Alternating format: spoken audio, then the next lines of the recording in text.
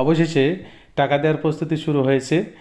আবাস যোজনার টাকা আসবে উপভোক্তার অ্যাকাউন্টে, বড় ঘোষণা রাজ্য সরকারের। কেন্দ্রীয় সরকার দুর্নীতির অভিযোগ তুলে আবাসের টাকা বন্ধ রেখে দিয়েছিল বাংলায়। 100 দিনে কাজের টাকাও কিন্তু দেয়নি, সেই টাকা দিয়েছে রাজ্য সরকার। এই তালিকা স্বচ্ছতা বজায় রাখতে কিছুদিন আগেই 11 দফা নির্দেশও জারি করেছিল পঞ্চায়েত দপ্তর। Hello everyone, welcome back to my channel.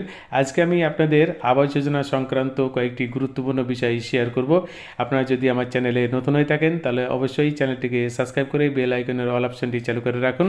এইরকম কেন্দ্র এবং রাজ্য সরকারের সমস্ত প্রকল্পের সঠিক তথ্য সরকারি অফিস থেকে সরাসরি পাওয়ার জন্য। আর যারা সাবস্ক্রাইব করেছেন তাদেরকে অসংখ্য ধন্যবাদ জানিয়ে শুরু করছি আজকের প্রতিবেদন, আবাস যোজনা সংক্রান্ত কয়েকটি গুরুত্বপূর্ণ বিষয়। সুপ্রিয় দর্শক, আজকে আবাস যোজনা সংক্রান্ত যে সমস্ত বিষয়গুলি নিয়ে আলোচনা করব সেইগুলি হলো: 1 নম্বর, বাংলা আবাস যোজনার টাকা কবে অ্যাকাউন্টে আসবে। 2 নম্বর, সার্ভে সংক্রান্ত চেকিং এবং সুপার চেকিং বলতে কী বোঝানো হয়েছে সেই সম্পর্কে আপনাদের জানাবো। 3 নম্বর, যেখানে এখনও সার্ভে শুরু হয়নি সেখানে কবে থেকে সার্ভে শুরু হবে। 4 নম্বর, আবাস সমীক্ষায় বিতর্ক সামাল দিতে জেলায় জেলায় 11 দফা গাইডলাইন দিয়েছিল রাজ্য সরকার, সেই গাইডলাইন কী আপনাদের জানাবো। 5 নম্বর, আবাস তালিকায় যোগ্য এবং সার্ভে করার পর এলিজিবল হওয়ার পরও কাদের অ্যাকাউন্টে টাকা আসবে না সেই সংক্রান্ত বিষয়ে আজকে আলোচনা করব। সুপ্রিয় দর্শক, এই জন্য আজকে ভিডিওটা হয়তো একটু লম্বা হয়ে যাবে। যাই হোক, আপনারা মনোযোগ দিয়ে শুনুন, তাহলে আপনারা সমস্ত তথ্য, একদম সঠিক তথ্য সরকারি অফিস থেকে সরাসরি জানতে পারবেন। সুপ্রিয় দর্শক, 1 নম্বর যে আমরা বিষয়টা রেখেছিলাম, বাংলা আবাস যোজনার টাকা কবে আসবে সেই সম্পর্কে আমরা প্রথমেই বিস্তারিত আলোচনা করে নেব। আবাস যোজনা নিয়ে এবার নয়া নির্দেশ দিল রাজ্য সরকার। আগামী 23শে ডিসেম্বর তারিখের মধ্যেই আবাস যোজনার টাকা বরাদ্দ শুরু করতে নির্দেশ দেওয়া হয়েছে। এই নির্দেশ প্রত্যেক জেলায় জেলায় পঞ্চায়েত দপ্তর পৌঁছে দিয়েছে। তবে তার আগেই 3টি স্তরে হবে আবাসের তালিকার অনুমোদন দেওয়ার প্রক্রিয়া। নির্ধারিত সময়ের আগেও অর্থাৎ 3 দিন বেশি সময় দিল রাজ্য সরকার। চূড়ান্ত তালিকা তৈরি করে পাঠানো হবে টাকা, তার জন্য জেলা প্রশাসনকে দেওয়া হয়েছে বাড়তি 3 দিন সময়। 20 তারিখের বদলে 23 তারিখে অর্থাৎ 23শে ডিসেম্বর তারিখের মধ্যে টাকা ছাড়ার জন্য তৈরি থাকতে হবে প্রত্যেক জেলাকে নির্দেশ দেওয়া হয়েছে এই মোতাবেক।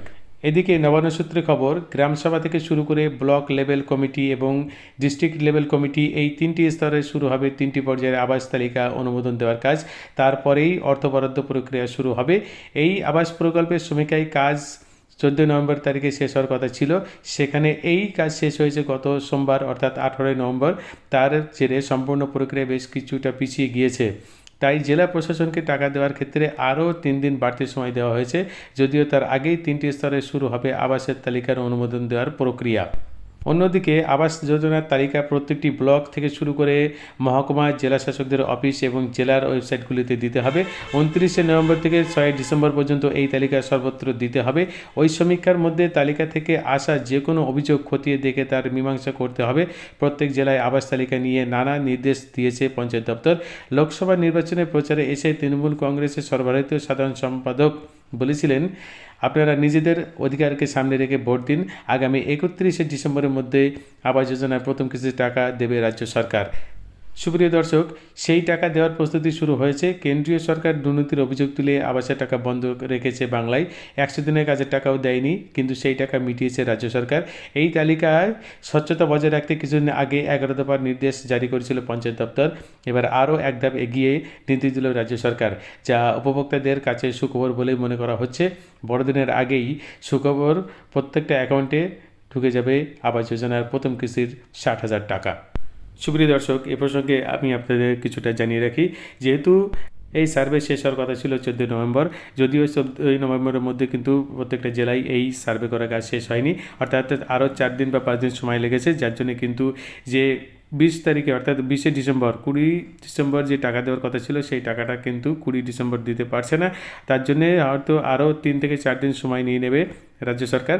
তাই ঘোষণা করা হয়েছে 23 তারিখে প্রত্যেকটা অ্যাকাউন্টে যাদের এলিজিবল হয়েছে তাদের কিন্তু টাকা ঢুকিয়ে দেওয়া হবে, অর্থাৎ প্রথম কিস্তি 60,000 টাকা কিন্তু ঢুকিয়ে দেওয়া হবে।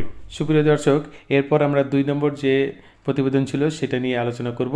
অর্থাৎ 2 নম্বর যে প্রতিবেদন ছিল সার্ভে সংক্রান্ত চেকিং, রিচেকিং এবং সুপার চেকিং বলতে কী বোঝানো হয়েছে সেই সম্পর্কে। সুপ্রিয় দর্শক, সার্ভে করার পর যে সমস্ত বাড়িতে সমস্যার সৃষ্টি হয়েছে বা বিতর্ক সৃষ্টি হয়েছে, সেই সমস্ত কেসগুলো যারা সার্ভে অফিসার ছিলেন তারা উপরের যে সমস্ত অফিসার বা সুপারভাইজার রয়েছে তাদের জন্য চেকিং করার জন্য ছেড়ে দিয়েছিলেন। এই যে চেকিং পদ্ধতি, এটাকে বলা হচ্ছে সুপার চেকিং।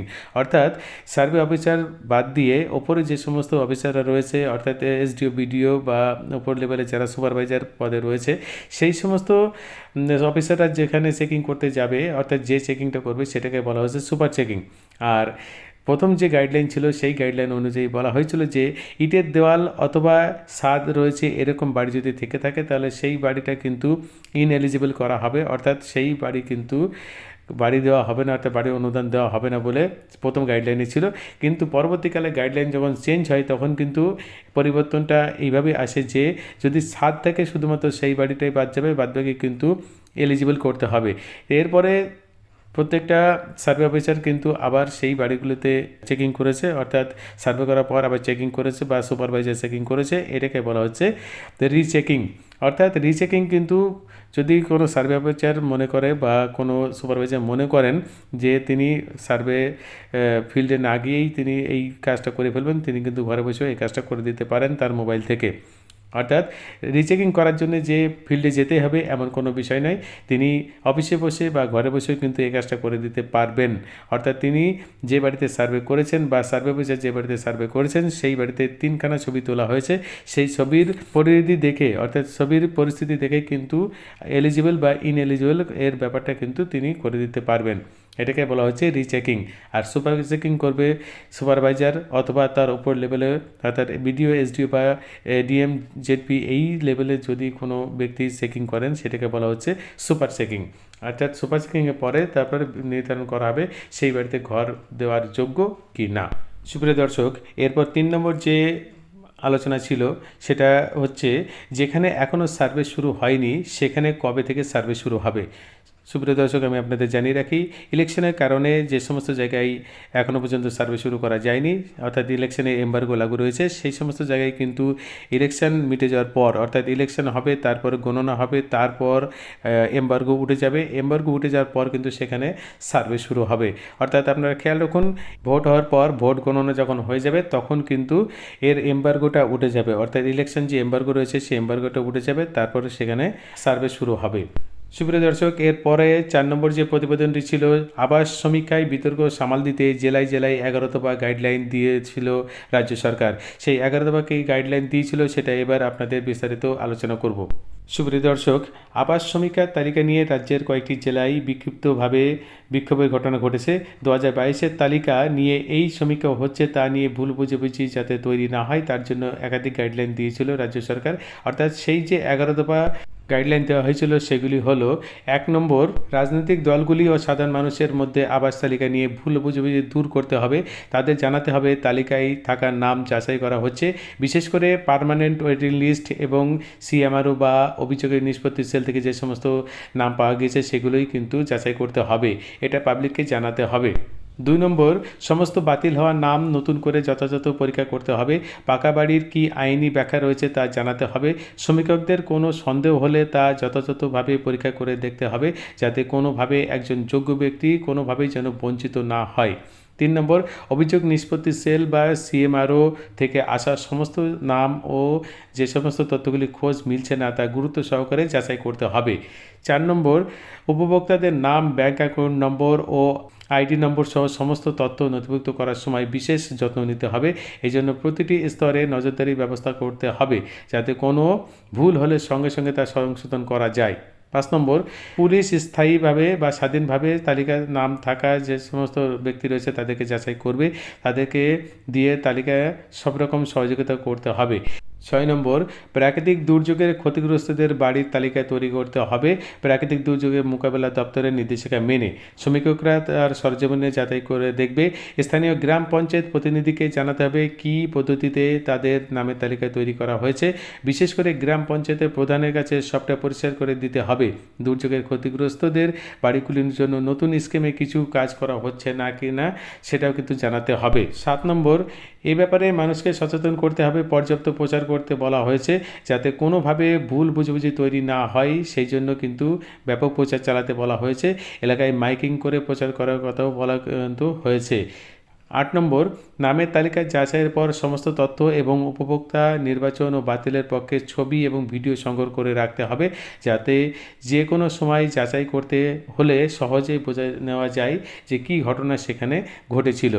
9 নম্বর, গ্রাম পঞ্চায়েত ও সংসদ এলাকায় ভিত্তিক তালিকা বিশ্লেষণ করতে হবে। যাচাই সমীক্ষা চালানোর সময় কোনো এলাকায় সবচেয়ে বেশি বা কম বাতিল হয়েছে বা গৃহীত হয়েছে এরকম ঘটনা ঘটে থাকলে তার তালিকা রাখতে হবে। পরে কিন্তু তার ভিডিওতে তার নমুনা কিন্তু সমীক্ষা করা হবে। 2022 সালের সমীক্ষার ভিত্তিতে এই তালিকা নিয়ে যাচাই করা হচ্ছে, তাই তালিকা যাচাইয়ের সময় কোথাও বেশি বা কম নাম বাতিল হলে বা গৃহীত হলে কেন হচ্ছে সেই সম্পর্কে কিন্তু বিস্তারিত তথ্য দাখিল করতে হবে। 10 নম্বর, সুপার চেকিং ব্যবস্থাকে আরও নিবিড়ভাবে যাচাইয়ের কাজ করতে হবে। সমীক্ষকদের সরেজমিনে গিয়ে সমস্ত তথ্য পুঙ্খানুপুঙ্খ যাচাই করতে হবে। 11 নম্বর, গ্রামসভা ও ব্লক লেভেল কমিটির অনুমোদন সহ সমস্ত নথি যথাযথ সংরক্ষণ করতে হবে। সুপ্রিয় দর্শক, এই ছিল 11 দফা গাইডলাইন। এই গাইডলাইন অনুযায়ী কিন্তু সমস্ত রকমের কাজকর্ম এখনও পর্যন্ত করা হচ্ছে। তবে সুপ্রিয় দর্শক, এ প্রসঙ্গে আপনাদের একটা কথা জানিয়ে রাখি, আপনারা অনেকেই প্রশ্ন করেছিলেন যে এই যে এলিজিবল এবং নন এলিজিবল যে তালিকা তৈরি হচ্ছে সেই তালিকা কবে থেকে দেখা যাবে বা কবে থেকে পঞ্চায়েত দপ্তর, বিডিও অফিস দপ্তরে ঝোলানো হবে বা ওয়েবসাইটে দেখা যাবে। আমি আপনাদের জানিয়ে রাখি, 29শে নভেম্বর থেকে 6 ডিসেম্বর পর্যন্ত এই তালিকা সর্বত্র দেখা যাবে, অর্থাৎ গ্রাম panchayat office, block office, SDO office, DM office এবং যে সমস্ত পোর্টাল রয়েছে বা ওয়েবসাইট রয়েছে সেখানেও কিন্তু এই তালিকা পরিষ্কারভাবে দেখা যাবে। অর্থাৎ আপনারা চাইলেই আপনাদের নিজেদের নাম এবং আইডি নম্বর দিয়ে সেখানে আপনার কি পরিস্থিতি আছে, অর্থাৎ এলিজিবল বা নন এলিজিবল আছে সেটা কিন্তু যাচাই করে দেখে নিতে পারবেন, অথবা পঞ্চায়েত অফিসে গিয়ে সরাসরি তালিকা দেখে আপনি নিশ্চিত হতে পারবেন যে আপনার নাম তালিকায় এলিজিবল অর্থাৎ পাওয়ার যোগ্য কিনা অথবা নন এলিজিবল বা পাওয়ার অযোগ্য কিনা সেই হিসাবে লিস্টেড হয়েছে কিনা। সুপ্রিয় দর্শক, আজকে শেষ এবং লাস্ট যে আমাদের প্রতিবেদন রয়েছে সেই প্রতিবেদনটি হলো আবাস তালিকায় যোগ্য এবং সার্ভের পর এলিজিবল হওয়ার পরেও কাদের অ্যাকাউন্টে টাকা ঢুকবে না, অর্থাৎ 23শে ডিসেম্বর যখন টাকা ছাড়া হবে তখন এলিজিবল হওয়ার পরেও যাদের অ্যাকাউন্টে টাকা ঢুকবে না তারা কারা, অর্থাৎ কারের অ্যাকাউন্টে এই টাকাগুলো ঢুকবে না সেই সম্পর্কে আপনাদের জানিয়ে রাখবো। সুপ্রিয় দর্শক, যখন সার্ভে হয়েছে তখন সার্ভে অফিসার কিন্তু আপনার কাছ থেকে ব্যাংকের অ্যাকাউন্ট এবং আধার কার্ডের অরিজিনাল কপি চেয়ে নিয়েছে, অর্থাৎ সেখানে কিন্তু এই অরিজিনাল কপি দেখে সেখানে তারা এন্ট্রি করেছে এবং এন্ট্রি করার পরে তার ছবি কিন্তু ওই ওয়েবসাইটে অর্থাৎ পোর্টালে আপলোড করে দিয়েছে। এই ক্ষেত্রে যদি আপনার ব্যাংক অ্যাকাউন্টের সঙ্গে আধার লিঙ্ক করা না থাকে তাহলে কিন্তু আপনার ওই 23 তারিখের মধ্যে টাকা ঢুকবে না। 2 নম্বর, যদি আপনার আধার লিঙ্ক করা রয়েছে অথচ আপনার কেওয়াইসি করা নেই অ্যাকাউন্টে তাহলে কিন্তু আপনার অ্যাকাউন্টে টাকা ঢুকবে না, অর্থাৎ 23 তারিখের আগে প্রত্যেকটা এলিজিবল যে সমস্ত আমাদের উপভোক্তা রয়েছেন তাদেরকে অবশ্যই উচিত হবে ব্যাংকে গিয়ে তার কেওয়াইসি সম্পূর্ণ করা এবং আধার নম্বরটা সেখানে ট্যাগ করা, অর্থাৎ আধার নম্বরটা সেখানে লগ ইন করতে হবে। এরপরে যদি কোনো সমস্যা থেকে থাকে তাহলে অবশ্যই কিন্তু ব্যাংক অ্যাকাউন্টের জন্যে ব্যাংক ম্যানেজারের সঙ্গে আলোচনা করতে হবে এবং সেটা যদি বন্ধ থাকে সেটা খুলে নেওয়ার ব্যবস্থা করতে হবে, অথবা যদি লেনদেন না থাকে তাহলে সামান্য কিছু পয়সা দিয়ে সেই বইটা লেনদেন করে অর্থাৎ সচল রাখতে হবে। অর্থাৎ 23 তারিখের আগে কিন্তু এই সমস্ত সমস্যাগুলো আপনার মিটিয়ে ফেলতে হবে, নাহলে কিন্তু 23 তারিখের মধ্যে আপনার টাকা ঢুকবে না, তখন কিন্তু সমস্যায় পড়বেন এবং সেই তথ্য কিন্তু আবার সেই বিডিও অফিস গিয়ে জানাতে হবে। তারপর আবার বিডিও অফিস থেকে উপর মহলে যাওয়ার পর আপনার যখন স্বয়ংসম্পূর্ণ হবে তখন কিন্তু এই অ্যাকাউন্টে টাকা আবার পরবর্তীকালে ঢোকানো হবে। অতএব 23 তারিখের আগে সমস্ত অ্যাকাউন্ট কেওয়াইসি করা আছে কি না এবং আধার লিঙ্ক করা আছে কি না সেটি কিন্তু আপনাদের দেখে নিতে হবে এবং আপনার অ্যাকাউন্ট সচল আছে কি না অর্থাৎ বন্ধ হয়েছে কি না সেটা কিন্তু ব্যাংকে গিয়ে পরিষ্কারভাবে দেখে নিতে হবে। সুপ্রিয় দর্শক, এই ছিল আবাস যোজনা সংক্রান্ত 5টি গুরুত্বপূর্ণ প্রতিবেদন। এরপরে যদি আপনারা কিছু প্রশ্ন করতে চান তাহলে অবশ্যই কমেন্ট করে প্রশ্ন করুন, আমি সরকারি গাইডলাইন মেনে আপনাদের উত্তর দেওয়ার চেষ্টা করব। আর যারা আমার চ্যানেলটা নতুন দেখছেন তারা অবশ্যই চ্যানেলটিকে সাবস্ক্রাইব করে রাখুন এইরকম কেন্দ্র এবং রাজ্য সরকারের সকল প্রকল্পের সঠিক তথ্য সরকারি অফিস থেকে সরাসরি পাওয়ার জন্যে এবং সবার আগে পাওয়ার জন্যে। আর যারা সাবস্ক্রাইব করেছেন তাদেরকে অসংখ্য ধন্যবাদ জানাচ্ছি। যদি ভালো লেগে থাকে তাহলে অবশ্যই একটা লাইক প্রদান করবেন এবং বন্ধু মহলে শেয়ার করে সঠিক তথ্য সকলকে জানান। আনার সুযোগ করে দেবেন। যাই হোক, আজকের ভিডিও এখানেই শেষ করছি।